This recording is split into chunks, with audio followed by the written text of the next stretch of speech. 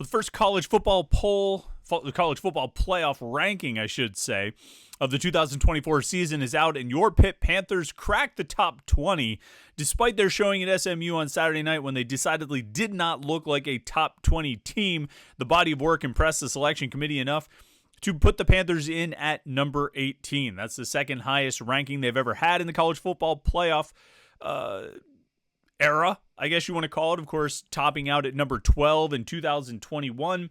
The first time they have finished, or the first time they've been in the college football playoff ranking since that year in 2021. Never quite cracked the CFP, probably because it comes out at this point, and first week of November of 2022 wasn't exactly a time that many people were high on Pitt after the month of October that they had. So Pitt has appeared in the college football playoff ranking in 4 separate years: 2016, 18, 21, and now 2024, showing some respect for Pitt's 7-1 record, despite that most recent loss. As we know, the Panthers number 23 in the AP poll this week, a fall from when they were in the top 20 last week. But the College Football Playoff Ranking Committee, College Football Playoff Selection Committee, liked Pitt enough to put them at number 18. Panthers one of 5 ACC teams to make the first CFP ranking. Miami at number 4, SMU, the aforementioned Mustangs at number 13, Pitt at 18, Louisville at number 22, and Clemson at number 23. 5 teams out of the ACC. That's pretty solid, I think. You'd like more, as always, but I think the Big Ten and SEC have 4 each just in the top 12. But that's kind of how it goes. Now, the good thing for Pitt here is there are opportunities on this schedule to face more teams that are ranked. They've got a game at Louisville in a couple weeks. The Cardinals number 22. They have Clemson next week. The Tigers, number 23. So some opportunities there for Pitt to get some signature wins going forward. Of course, the focus is on Virginia. I think it's interesting that Pitt ended up at number 18 here. I'm not saying I disagree with the ranking. Certainly those of us who follow the program week in, week out, the most recent memory of this team was not a good one, and not the kind of memory not the vision of a team that you would associate with the top 20 in the polls, but College Football Playoff Selection Committee looking at the body of work. And I think to some extent, I'm not going to say that the loss at SMU helped them, because certainly a win would have helped more. If it was 8-0, they would be ranked inside the top 15, I think, rather than SMU. But the fact, I think that game sort of had a dual impact on these teams. SMU being able to dismantle a team that, in Pitt, that obviously the College Football Playoff Committee had respect for. Pitt, the CFP committee had respect for Pitt, and so SMU being able to do to Pitt what they did, I think, helped raise SMU's profile and increase the respect that the committee has for SMU, which in turn, I think, made Pitt's loss there look a little less bad. Yeah, you could look at it and say, wow, the first real team that Pitt played, they got taken apart. But I think you could also say, well, they've only had one loss, and it's to a team that is right outside, the top 12, right outside the playoff right now. It's certainly knocking on that door. So it was a bad loss in the sense that they got dismantled and blown out, but it wasn't a bad loss in the sense that they didn't lose to a bad team. Now they've just got some opportunities here in the month of November. These final 4 games, Virginia and Boston College unranked, Clemson and Louisville ranked, some opportunities to win some games and keep themselves inside the top 20 and potentially move up. There are some games around Pitt this weekend. The Panthers at number 18, like I said. Number 17, Iowa State, who also suffered their first loss over the weekend, will be at Kansas. Kansas is 2-6. I would assume that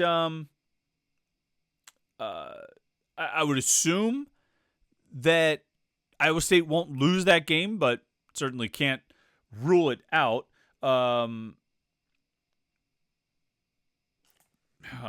I wrote down number 16, but I didn't write down who the team, who's number 16 that's playing Georgia this weekend.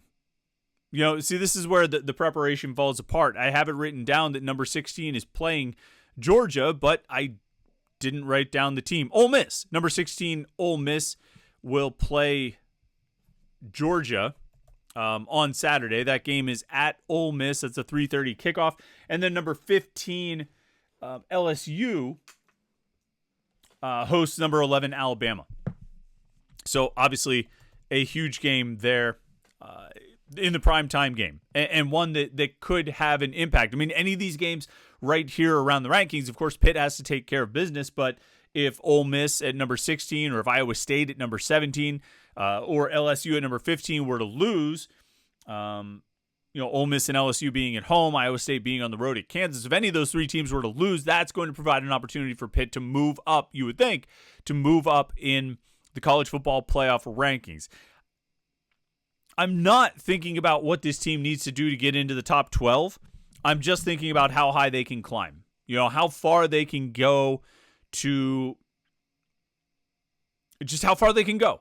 That's really what it's about. For me, this game on Saturday night, and I'm spending more time on this than I intended to, but this game on Saturday night was a little bit of a reset for me. A reset, not necessarily of expectations, because I don't know if I went into Saturday night thinking this team is a playoff team. I went into Saturday night thinking, boy, if they win this game, we're going to start having some serious conversations about the playoffs, and this team will be ranked probably inside the top 15 and be right outside that top 12, that's so coveted. But I wasn't thinking of it as a playoff team. I was thinking about Saturday night as an opportunity to show whether or not we should think about them being a playoff team. Given the fact that they lost, I'm, firmly not thinking of them as a playoff team, but I am thinking of them as a team that can keep themselves in the top 20, potentially climb into the top 15 if they can take care of business here and still reach that 9-3 or 10-2 mark, which they've positioned themselves to do. I don't know if this is a 10-win team. I coming into the season, I didn't know if this was a 9-win team. But by rattling off 7 wins in their first 7 games, they've given themselves a chance to finish with that record, which a 9-3 record should keep them in the top 20 or certainly the top 25 at a minimum. A 10-2 record should have them inside the top 15, I would think, depending on how some other games around them shake out, of course. So there's a lot that's on. There's a lot at stake. There's a lot that's still out there and available. There are a lot of opportunities for Pitt to take advantage of with these games coming up, most notably starting this weekend against Virginia in the 8 o'clock game on the ACC network at Acrisure Stadium. So I got to be honest, I didn't expect Pitt to be 18. I thought their ranking in the CFP would probably be closer to what it is in the AP poll. I thought it would be more around that 22, 23, 24 range. But again, the committee had showed a lot of respect for what Pitt accomplished in the first 7 games. Obviously has a lot of respect for SMU, and so they're not going to hold that against Pitt quite as much. And giving the Panthers, by keeping them at number 18, giving them a chance to climb this weekend if they take care of business against Virginia.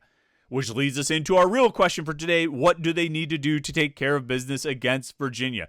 Step number 1 through step number 12 is figuring out the offense. We're going to talk about a couple key things the offense needs to do this weekend in order to ensure success and maybe get back to some of the success that it had in the first 5 games of the season before this lull against Cal, Syracuse, and SMU. What does the offense need to do to improve? What are some key elements of this offense that have to get better? Let's talk about it here on the Wednesday edition of the Morning Pitt on youtube.com/Panther-Lair.com.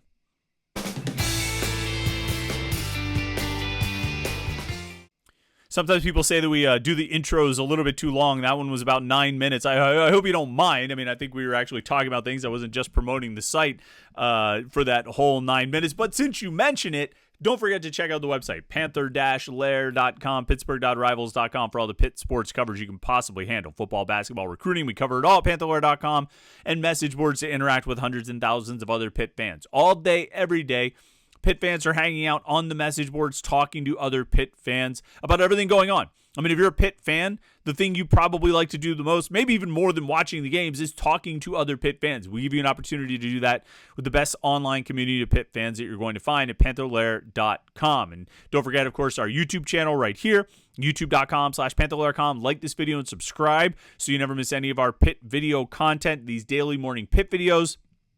Our weekly live show every Wednesday night at 8:30. Post-game shows that we do after every game. And we'll be live after the Virginia game on Saturday night, as late as that's going to be. And boy, howdy, that's going to be a late one. We will be live after that game, so be sure to tune in for that as well. And if you want to make sure you don't miss anything, Click subscribe, turn on notifications. You'll get an alert sent to your phone every time we go live here at youtube.com/Panther-Lair.com. All right, the offense. What needs to improve?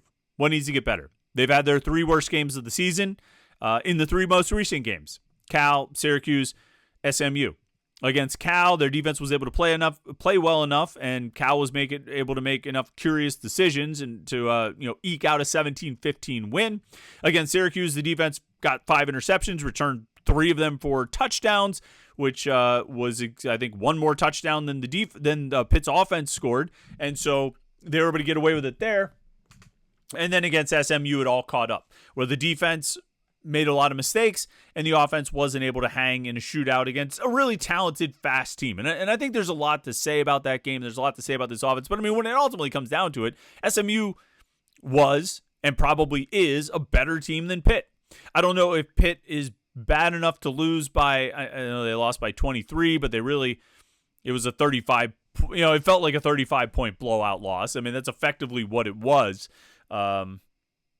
I don't know that SMU is 3 touchdowns better than Pitt every time they face off, but they were that night, and I think they're probably better than Pitt most times they face off.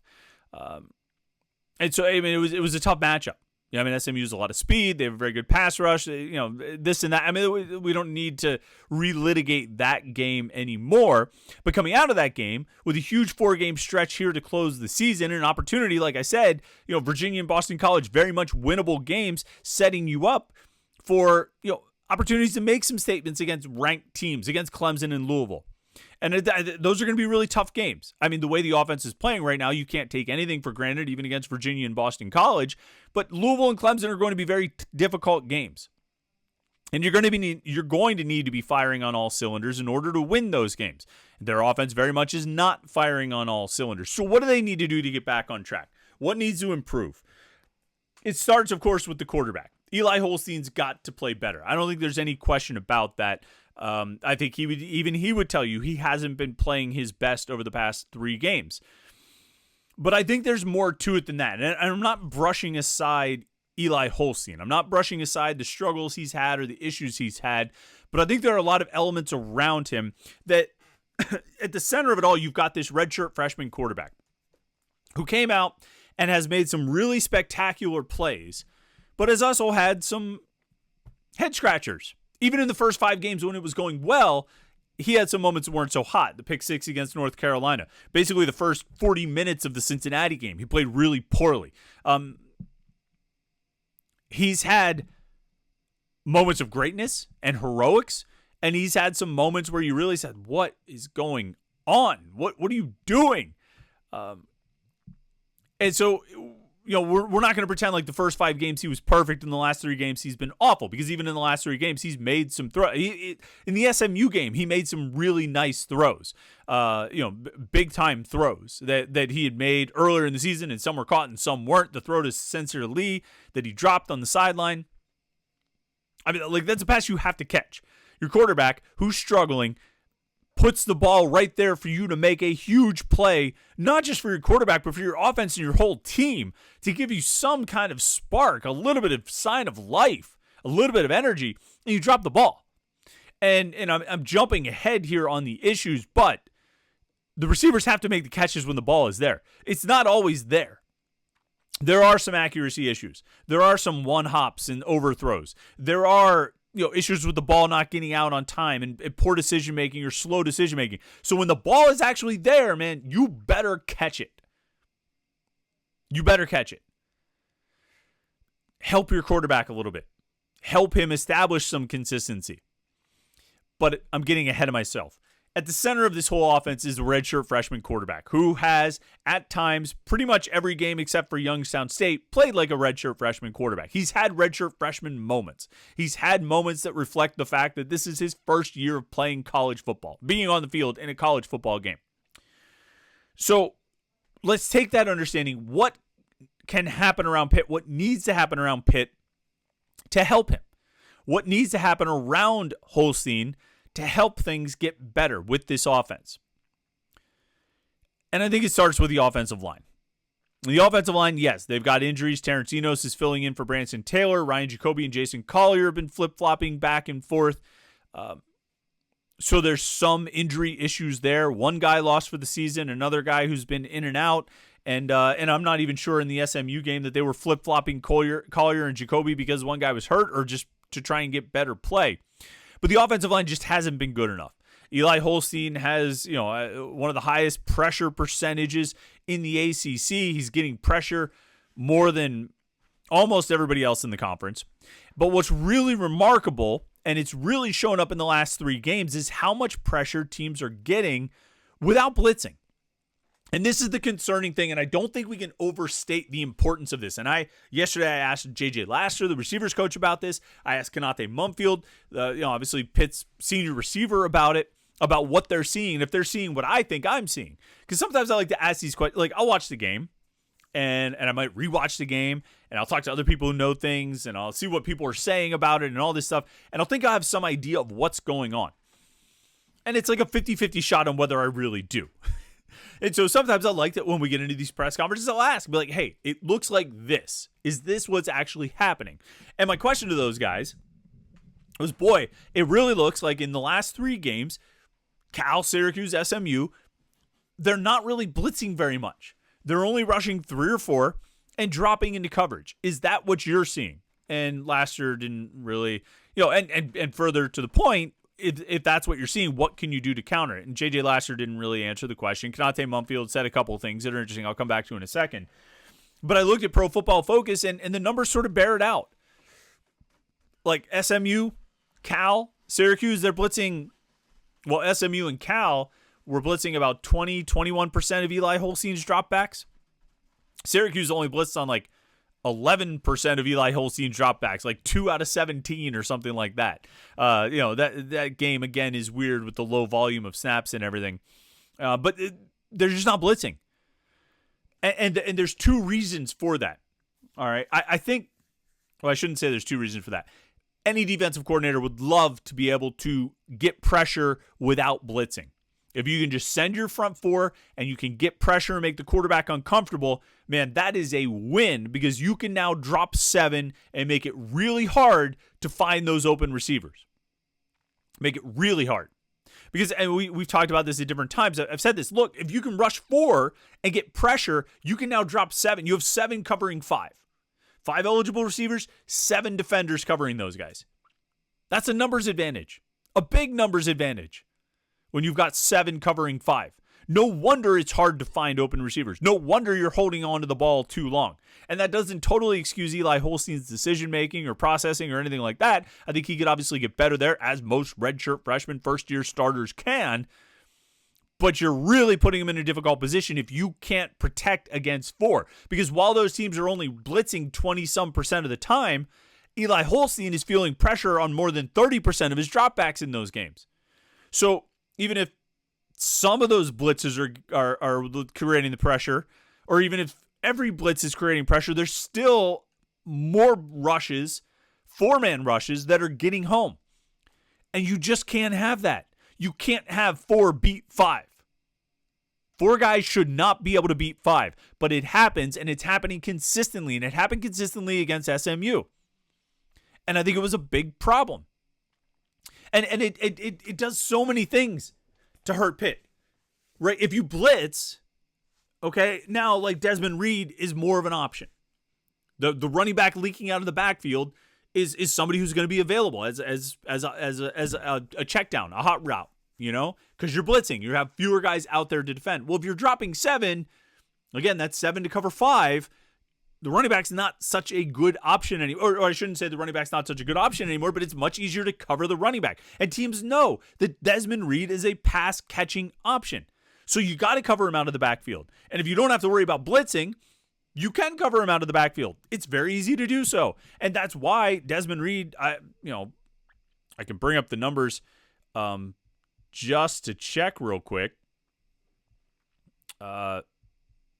About his yards after the catch in that game against SMU, but I'm wagering, let's see, yards per reception. Desmond Reed had 6 catches he averaged about 6.5 yards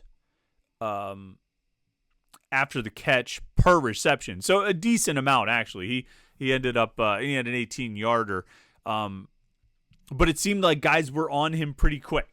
And guys were covering him, and there weren't good options. So the one play that a lot of people have talked about where Holstein's under pressure, and he just sort of tries to dump it off to Reed behind him, and it ends up being not an incomplete pass because it was a lateral. There was a defender right there because, again, you're getting pressure with 4. You can cover those other guys. You've got the defenders to get after it.